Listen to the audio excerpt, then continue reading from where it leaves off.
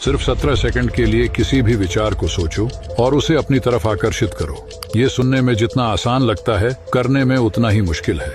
ज्यादातर हम किसी भी अच्छी चीज के बारे में सोचते हैं तो हमारे अंदर एक विरोधाभास बनता है। जैसे कि मैं इस एग्जाम को पास करके एक अच्छी नौकरी पाना चाहता हूँ, तो ये एक इच्छा है, लेकिन ये एग्जाम तो बहुत ही टफ है, मैं इसकी तैयारी कैसे करूंगा, तो ये एक विरोधाभास है। जब भी हम किसी चीज के बारे में अच्छा सोचते हैं तो तुरंत ही कुछ ही सेकंड में एक विरोधाभास पैदा होता है। जैसे ही हम किसी इच्छा को प्रकट करते हैं तो तुरंत ये विरोधाभास उस पे पानी फेर देता है। अगर 17 सेकंड के लिए आपकी इच्छा और आपकी कल्पना में ऐसा कोई भी विरोधाभास नहीं आता है तो आपके उस विचार में एक ऊर्जा पैदा होती है।